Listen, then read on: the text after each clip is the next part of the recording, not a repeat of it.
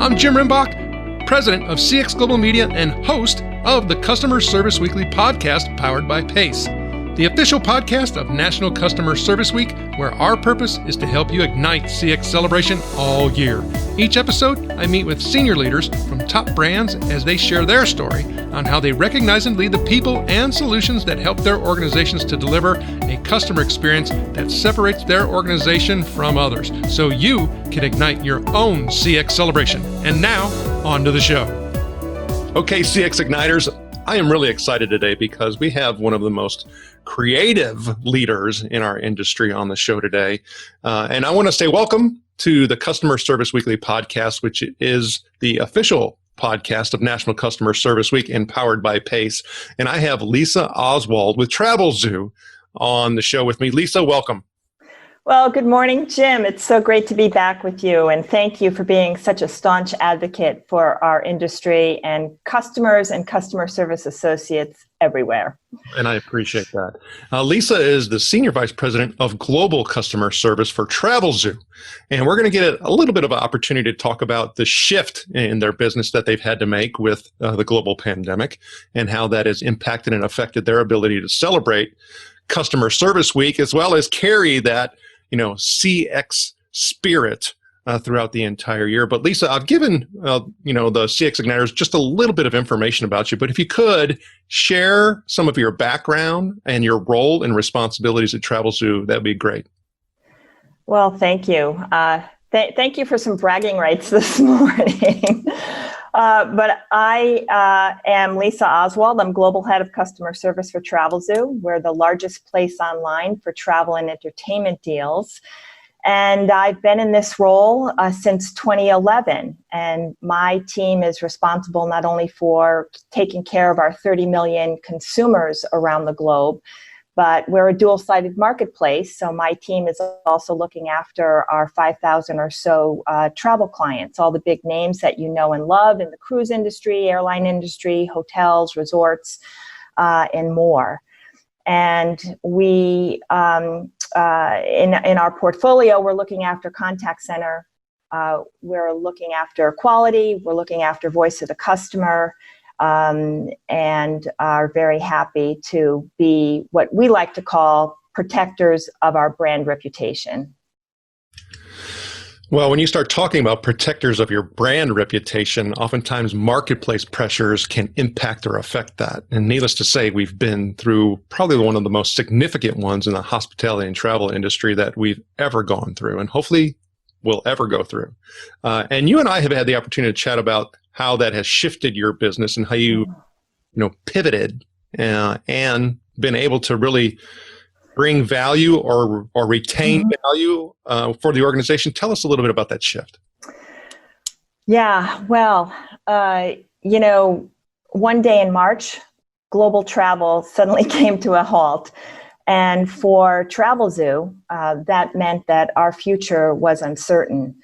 But I've seen some remarkable things happen around our business over the past several months. And our story is really about how one company created a new value proposition when the world was afraid to travel. And it all really started with working backwards, trying to figure out what our customers wanted and needed.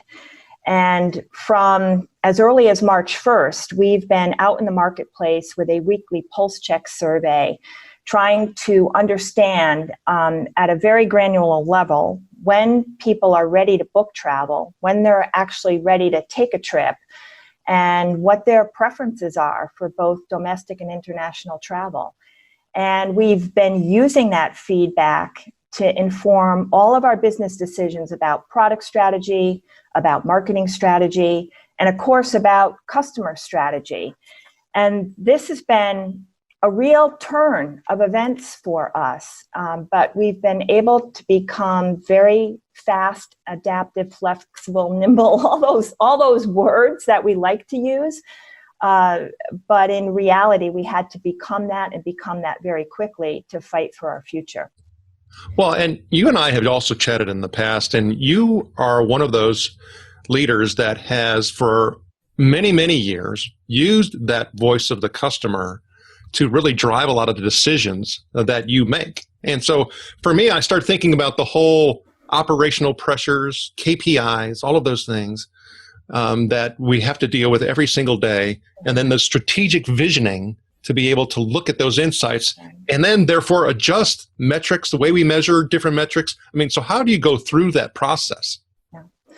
Well, I think one of the great benefits that have come out of this new way of working for us is that we've really tightened the feedback loop between product development, marketing, and customer service.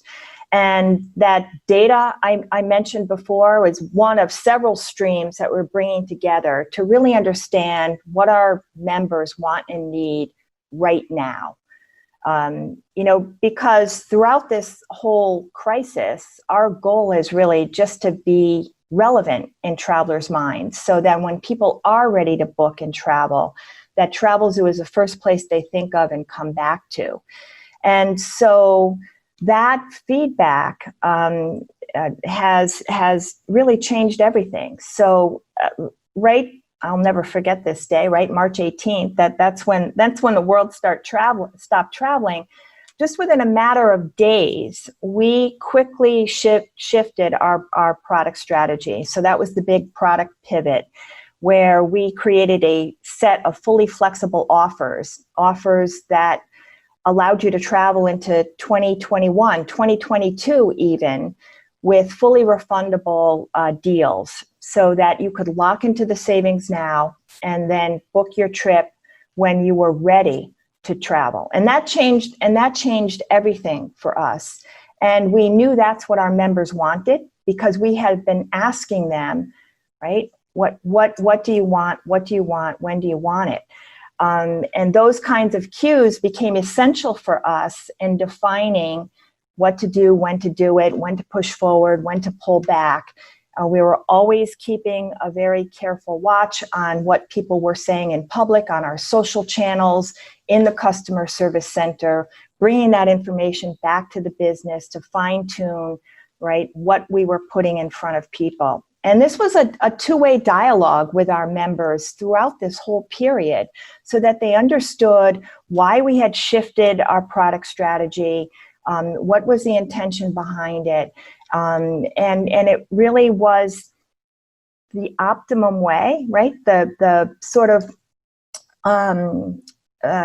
model that we all aspire to and talk so passionately about, but now we had the opportunity to live it and breathe it, right, day in and day out. And we're still taking those cues from customers because that weekly survey I told you about is still running. And we've become so tightly intertwined, wrapped up in this feedback, that our planning timelines right now literally can be days and weeks.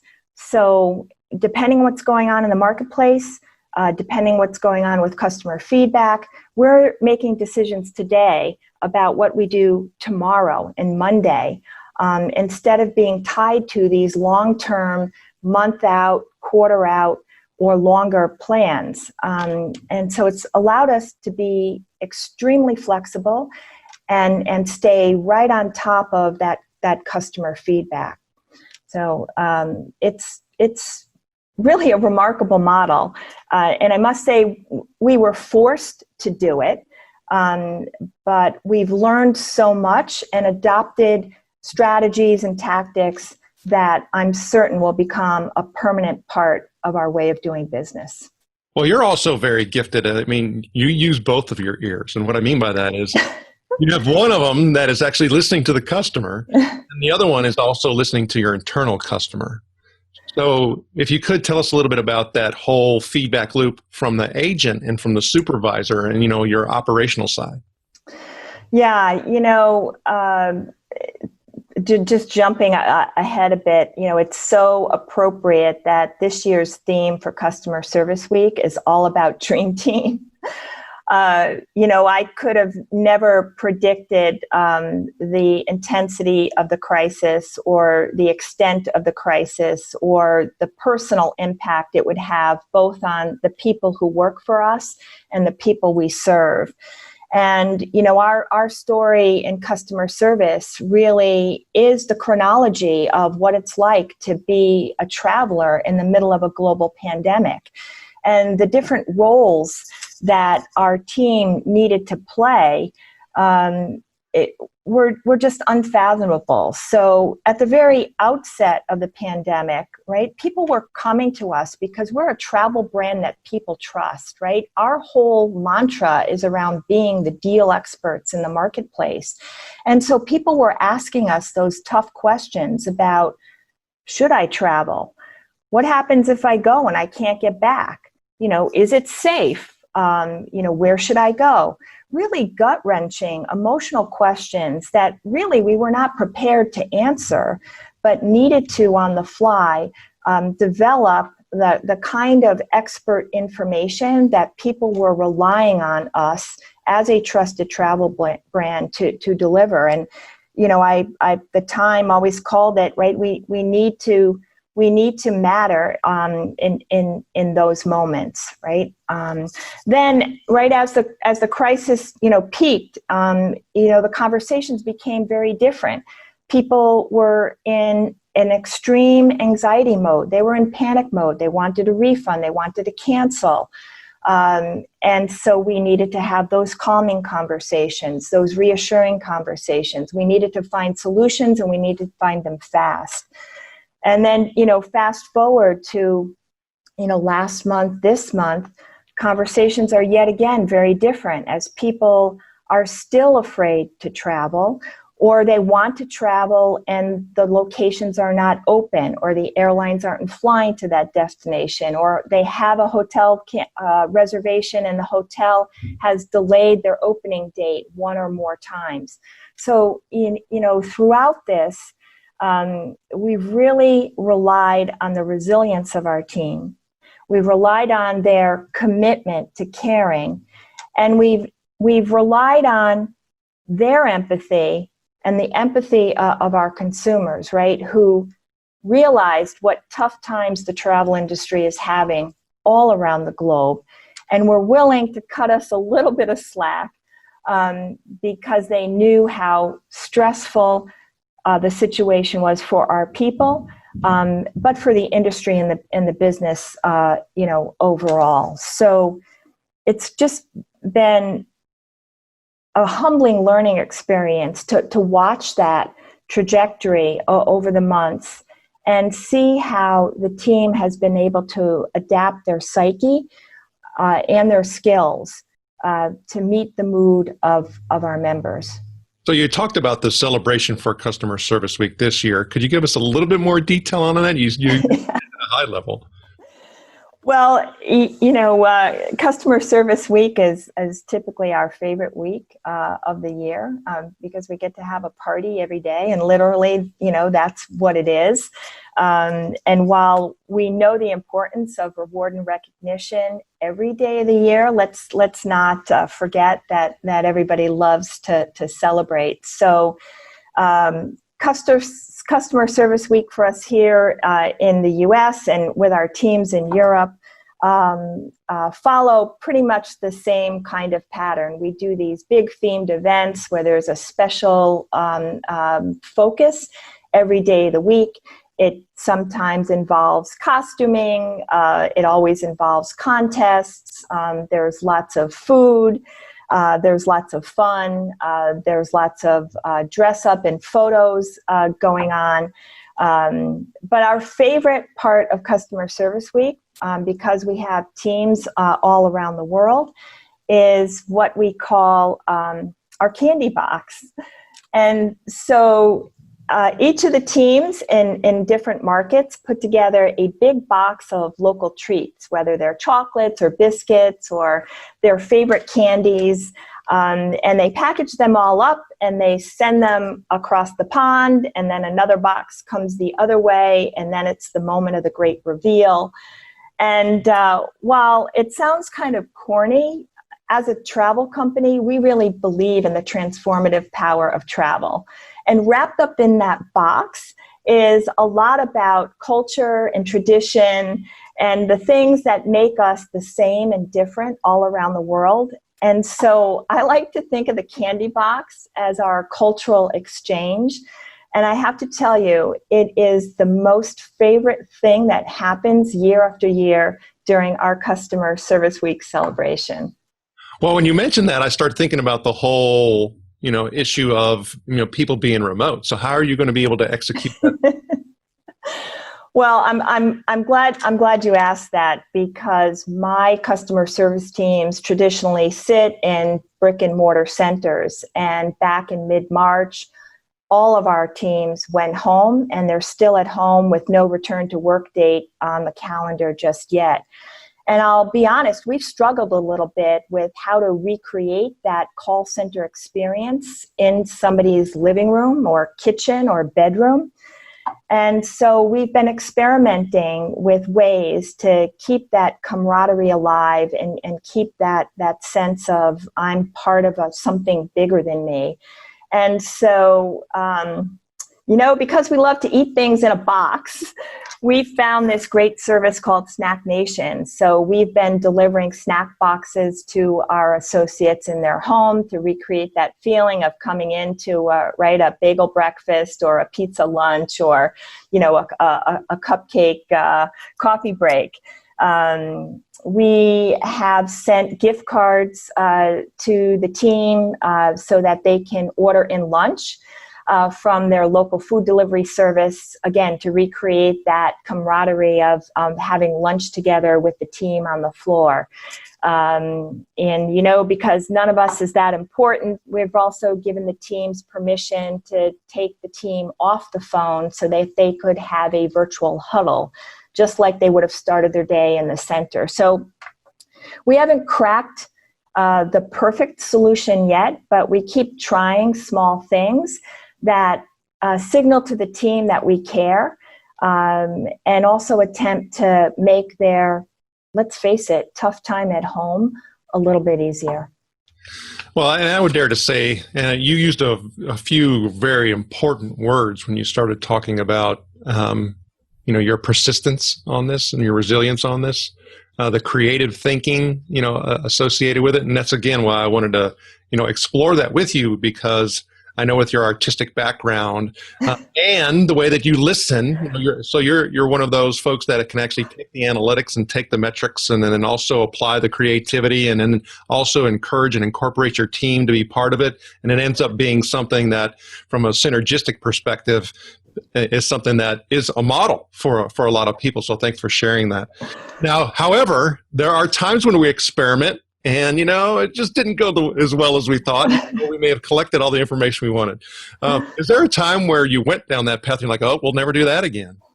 Well, you're very kind. That's why I love coming on your podcast, Jim, because I just get showered with compliments. I'm not certain I deserve them all. But I would like to talk a little bit about the way that we share member feedback with our team, because I think that not just me, but all of us sort of fall in this trap sometimes where, we're collecting a lot of customer feedback and we tend to focus on the things that are not going well, those areas of improvement, where we could have, should have done something differently, should have done something better. And that seems to be the first feedback that gets shot back to the center. And we realized, not just during this pandemic, but we really need to lift people up. We really need to help them connect with our customers. We really need to help our associates really understand what it's like to be a Travelzoo member. And that's the only way that they can really connect with them on a personal level and build those kinds of relationships that are so important to retention and loyalty.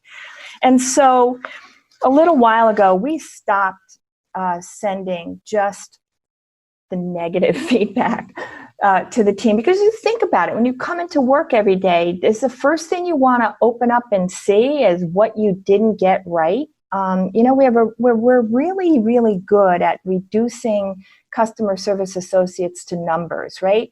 You are your AHT, you are your QA score. That's very demoralizing. It's demotivating.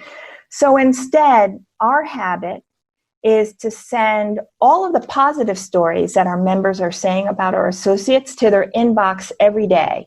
And we are delivering what we call an EPUB, an e-publication, a newsletter really, that reminds our associates how good they are at building relationships with our members. And they get the advantage of seeing every day all of the compliments and thank yous and good wishes that our members are sending their way. And that's the way that we keep people motivated to do more of the same. It's right, we pretty much relieved our reliance on coaching for positive performance, because people now are craving that positive feedback. They know what they need to do to get that next hit of dopamine. And it works. And so, you know, what we used to do that I figured out, not just me, but we don't do anymore, is just bombard people with, you need to do better stories. And we fill their inboxes with, here's why you're wonderful stories. And I could definitely see the power in that a lot. However, there are opportunities for improvement. So when actually, you know, you leverage or use those or tap into those, I mean, how does that work? You know, I mentioned a moment ago that we've been able to tighten the feedback loop between product development, marketing, and customer service. And clearly, the feedback that we're getting from members is driving that process. You know, this pandemic has really been a shockwave to society. It's really created a lot of stress, not just for people on the front lines, but consumers. It's changed their behaviors. And so it's really important for us to understand if our products are more or less relevant in their lives than they were before. And so we really wanted to understand, you know, how this crisis is changing consumers' wants and needs. So we went out in April with a one-time special COVID-19 listening survey.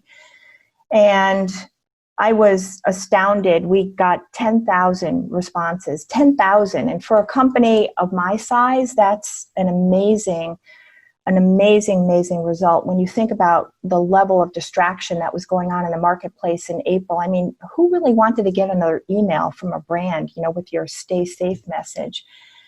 But our consumers wanted to share, and they told us three things loud and clear. They wanted us to be proactive. They wanted more and better communication, and they wanted us to do things faster. And so that was our cue to throw out our second half customer service roadmap and rewrite a plan that really addressed who our customers wanted us to be. And we've done that. Those projects are underway. And we're continuing to listen because, right, things are changing so quickly in the marketplace. You know, today is not the same as yesterday, and it's not going to be the same as tomorrow. And so we're trying to stay on top of that because we do have a daily customer service interaction survey that runs all the time in all of our major markets. And that's our primary way of calibrating, if you will, if we're on the right track. Well, and with that being said, you know, you start thinking about things where it's like, okay, I know this kind of was a universal truth. It was kind of a stable and a foundation. And, you know, like you said, things have changed. Is there some things that you can look at, or one thing you can look at and say, you know what, that's just not true anymore? Oh, yeah. I think, you know, for people like me, in the past, we've relied very heavily on customer journey mapping and customer satisfaction scores, right, to tell us whether we were effectively meeting our customers' wants and needs. But I think that's really given way to a more acute sense of urgency to address what they want right now. And so, again, I think we need to be shifting from this very long-term, dogged adherence to long-term plans to recognizing that things are changing in real time, and we need to be ready to react in real time. Okay, so you saying that, it kind of makes me think about something that I've even implemented with my own team. And we're really trying to follow as much as we possibly can. And those are 90-day sprints, kind of what they would use in a technology programming, building, and that type of environment. And it's really made a big difference for us. We've been allowed to be more, agile. So have you implemented something like 90-day sprints or? You know what? I feel like we've been on a 24-hour cycle since March 18th. But I get what you're saying. The concept and the mechanics of it are the same, whether it's 90 days or 2 weeks or a day. I mean, I joke about that. I don't want it to appear as if we have no forward look or plan or control over what we're doing, but we do recognize that we need to be ready to change at a moment's notice. So when I start thinking about, where we were, where we are, where we're going, and I talking about the whole proximity thing and the shift, in leaders and leadership, leadership and methods and tactics and approaches, I start thinking about that emerging leader and some of the decisions that, they have to make and some choices that they have to make. If you were to start talking about some advice that you would give, an emerging leader or heck, even an existing leader, what would that be? Yeah. I have 2 pieces of advice. And the first thing I would say is you really need to develop an aptitude for empathy, right? Empathy for your customers and empathy for your colleagues, no matter where they sit in the organization. And this is a truism that never changes, right? You really need to understand what it's like to walk in somebody else's shoes, or what it's really like to be a customer of your company, to start to make the best informed decisions about how to serve them and each other. And the second piece of advice I would give to emerging leaders is really become the best storyteller you can be. Because I just said a moment ago, in order to enact change in your organization, to bring to the market what your consumers want, you need to help the decision makers in your business understand what it's really like to be your customer. And that's what great storytelling helps get you, all right? Data is important. It's a really important part of the story, but it's not the whole story. And bringing that empathy for your consumer is the way that you can influence your organization to create the best CS experience. So definitely that igniting, and carrying on, that customer experience spirit throughout the entire year, is something that's vitally important. And that creative element is really needed, as you started talking about this whole empathy piece and all of that.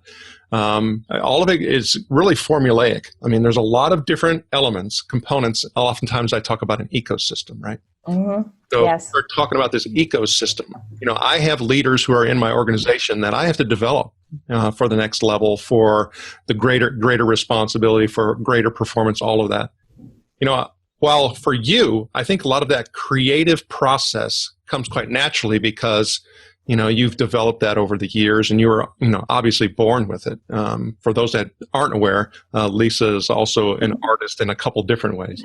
But if I was to talk and work with one of my leaders and try to help them to essentially build their creative muscle, what would I share with them?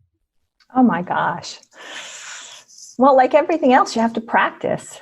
You have to practice. I meet lots of people who will tell me off the top of their head, "Oh, I don't have a creative bone in my body," or I could never draw this, I could never paint that. But I don't believe that's true. I think it's just a matter of trying enough things until you land on the one thing that surprises you. We all have talents, we all have hidden gifts, and it's just a matter of having the persistence and the courage to keep trying to uncover them. And that takes practice, right? You can't give up. You've got to be persistent and keep working at it. I don't know if that's good advice or not. But I've seen, again, some pretty remarkable things happen across my business in the past 4 or 5 months, things I never imagined could or would happen. And I'm quite sure the people who are producing this work never imagined they could do it either. But you'd be surprised what you can summon up under pressure. And so the right time to experiment is right now. Lisa, as always, I had a good time with you today. But if you could share with the CX Igniters how they can get in touch with you. Yes, I would love to hear from all of you. You can connect with me on LinkedIn, or you can send me an email. It's pretty easy, loswald@travelzoo.com. And if you are like most of the people I know and are really hankering to take a great trip to a great place, I know a little website where you can go and be inspired to jump off your couch and travel the world. Lisa Oswald, thank you for sharing your knowledge and experience. And we wish you the very best, as well as for all of your team members. Well, thank you, Jim. Always a pleasure to be with you. Thanks again for your support of the industry. We appreciate it. Oh, thank you. Thank you for listening to the Customer Service Weekly podcast.